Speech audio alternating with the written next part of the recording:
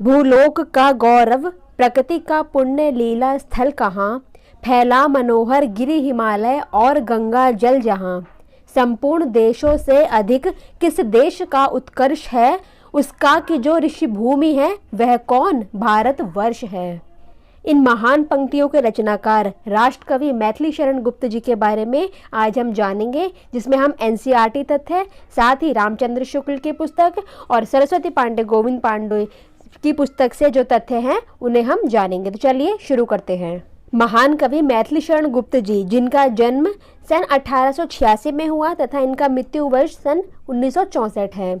NCERT की पुस्तक में स्पर्श भाग 2 में इनके बारे में जो कथन, जो महत्वपूर्ण तथ्य जो दिए गए हैं, जो डीएसएसबी के एग्जाम, साथ ही टीजीटी, पीजीटी, जीआईसी, एलडीसी, जिस भी एग्जाम जिसमें हिंदी साहित्य पूछा जाता है और अगर आप उसकी तैयारी कर रहे हैं तो ये सभी वीडियोस आपके लिए बहुत हेल्पफुल रहने वाली हैं। इससे पहले हम स्पर्श भाग 1 को पूरा कंप्लीट कर चुके हैं। अगर आपने वो प्लेलिस्ट नहीं देखी है तो उसको पहले ज़रूर देखिएगा। और स्पर्श भाग 2 में अभी हम मैथिली शरण गुप्त जी पे आज बात करेंगे। तो इसमें बताया गया है कि सन 1886 में झांसी के करीब चिरगांव में जन्मे मैथिली शरण गुप्त जी अपने जीवन काल में ही राष्ट्रकवि के रूप में विख्यात हुए। वे जीवन काल में ही क्यों विख्यात हुए? क्योंकि उन्हें राष्ट्रकवि की उपाधि उनके जीवन काल में ही मिली। ऐसे और भी कवि हुए हैं जिन्हें राष्ट्रकवि की उपाधि उनके मृत्यु उपरांत भी मिली, लेकिन ये ऐसे कवि हैं जिन्होंने अपने जीवन काल में ही राष्ट्रकवि की उपाधि का सौभाग्य प्राप्त किया। इनकी शिक्षा दीक्षा घर पर ही हुई। संस्कृत, बंगला, मराठी, अंग्रेजी पर इनका समान अधिकार था। आगे बताया गया है कि मैथिली शरण गुप्त जी राम भक्त कवि थे।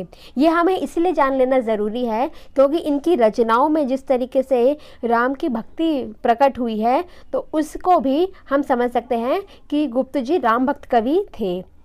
राम का कीर्तिगान इनकी चिर संचित अभिलाषा रही।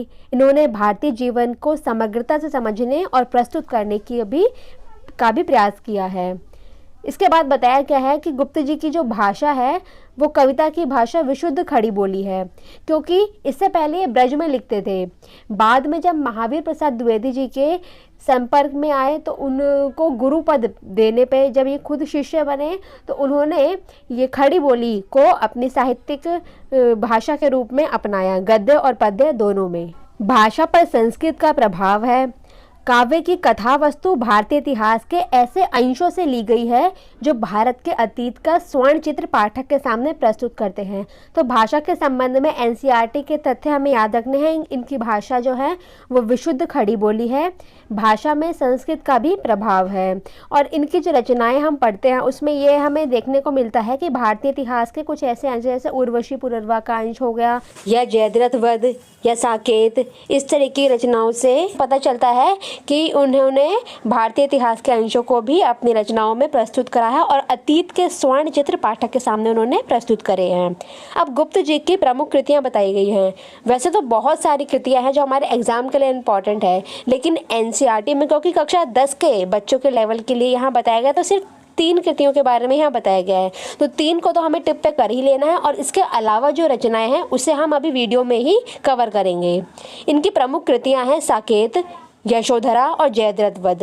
तो साकेत, यशोधरा और जयद्रथ वध तीनों ही आप देख रहे हैं कि भारतीय इतिहास से संबंधित विषय हैं। साकेत के बारे में आप जानते ही हैं। साकेत में उर्मिला के विरह का वर्णन है, उसकी व्यथा, उसकी मनोदशा, क्योंकि साकेत से उन्होंने उपेक्षित नारियों के बारे में जिसमें उर्मिला का उन्होंने चित्रण किया है, बहुत ही सुंदर है।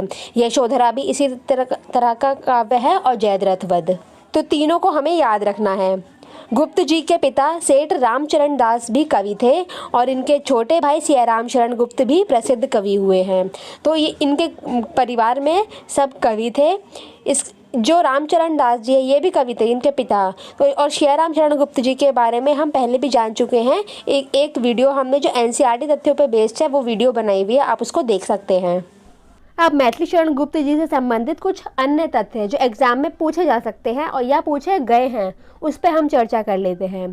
पहला प्रश्न जो पूछा जा सकता है कि आधुनिक युग का तुलसी किसे स्वीकार किया जाता है, तो उत्तर होगा मैथिली शरण गुप्त। इन्हें आधुनिक युग का तुलसी कहते हैं।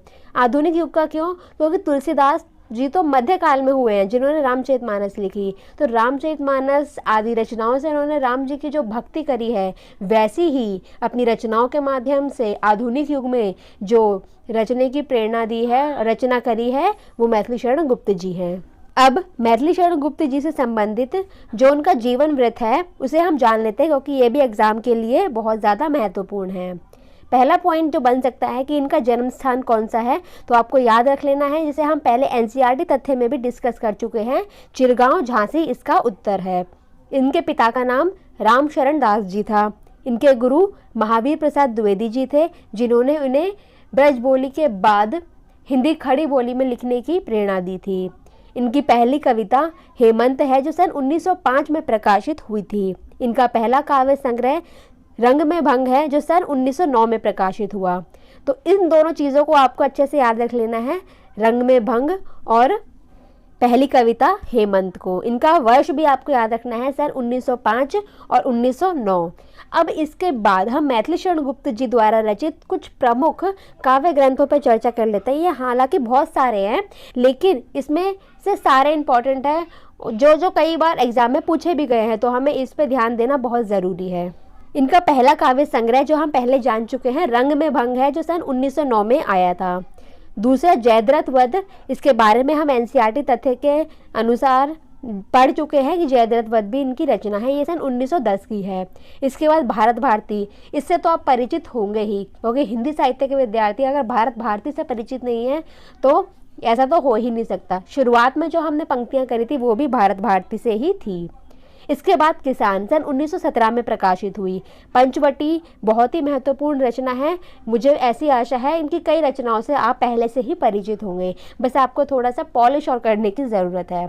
पंचवटी सन 1925 की रचना है। पंचवटी की एक पंक्ति जो आप कई बार उसको बचपन से ही पढ़ रहे हैं, अनुप्रास अलंकार के अंतर्गत, वो पंक्ति क्या है, वो पंक्ति मैं बता देती हूँ। वो पंक्ति है, चारू चंद्र की चंचल किरणें खेल रही हैं जलथल में, स्वच्छ चांदनी छिटक रही है अवनी और अंबरतल में। तो ये पंचवटी की एक पंक्ति है, तो आपको ये भी याद रख लेना है। अनुप्रास अलंकार के अंतर्गत कई बार इसका उदाहरण दिया जाता है। अगली कृति है हिंदू, जो सन 1927 में प्रकाशित हुई। नेक्स्ट है विकट भट्ट, जो सन 1929 में आई। गुरुकुल सन 1929 में आई, भी बहुत महत्वपूर्ण है। मुझे इसकी भी आशा है कि आप ये भी अच्छे से जानते होंगे पहले ही से। साकेत महत्वपूर्ण कृति है। इसकी एक प्रसिद्ध पंक्ति जो है कि राम तुम मानव हो, ईश्वर नहीं हो क्या, विश्व में रमे हुए नहीं सभी हो क्या। तो ये साकेत की पंक्ति है, ये आपको याद रखनी है। ऐसी साकेत की और भी महत्वपूर्ण पंक्तियां हैं, जैसे वेद ने तू भी भली बनी, पाई मैंने आज तुझी में अपनी चाह घनी। इसके बाद एक और पंक्ति है जो मुझे याद आ रही है, सजनी रोता है मेरा गान, प्रिय तक नहीं पहुंच पाती है उसकी कोई तान। तो ये भी साकेत की ही पंक्ति है। तो ये महत्वपूर्ण पंक्तियाँ आप अगर नाम पढ़ते हैं तो इसको ज़रूर रिवाइज़ कर लीजिए, ताकि ऐसे आपका वो चीज़ लंबे समय तक याद रहती है। आगे यशोधरा महत्वपूर्ण कृति है, 1932 में प्रकाशित हुई। इसकी एक पंक्ति जो कई बार एग्जाम में पूछी जाती है, बहुत महत्वपूर्ण कविता है कि सखी वे मुझसे कहकर जाते। तो ये पंक्ति, ये कविता जो है ये यशोधरा से है, ये आपको याद रख लेना है। इसकी एक और पंक्ति जो एग्जाम में कई बार पूछी जाती है कि अबला जीवन हाय तुम्हारी यही कहानी, आंचल में है दूध और आंखों में है पानी। तो ये भी यशोधरा की पंक्ति है, आपको याद रख लेनी है। इसके बाद द्वापर सन 1936 में प्रकाशित हुई रचना है। नेक्स्ट सिद्धराज जो सन 1936 में प्रकाशित हुई। इसके बाद जय भारत सन 1952 में आई। विष्णुप्रिया ये 1957 में आई, और वैतालिक। तो ये कुछ महत्वपूर्ण काव्य संग्रह हैं। इसके बाद गुप्त जी द्वारा कुछ अनुदित काव्य भी हैं, उसे भी हमें याद रखना ज़रूरी है, एग्जाम में कई बार इसको पूछा गया है। प्लासी का युद्ध, मेघनाथ वध और व्रत संग्रह, तीनों इंपॉर्टेंट हैं, तीनों युद्ध से संबंधित है। जैसे कि प्लासी का युद्ध, इसमें युद्ध शब्द आया ही है। मेघनाथ वध, इसमें भी युद्ध की पृष्ठभूमि ही है, राम रावण युद्ध हुआ था वो, तो मेघनाथ वध यहाँ भी युद्ध से संबंधित है। व्रत संहार, इसमें संहार युद्ध में ही हुआ था।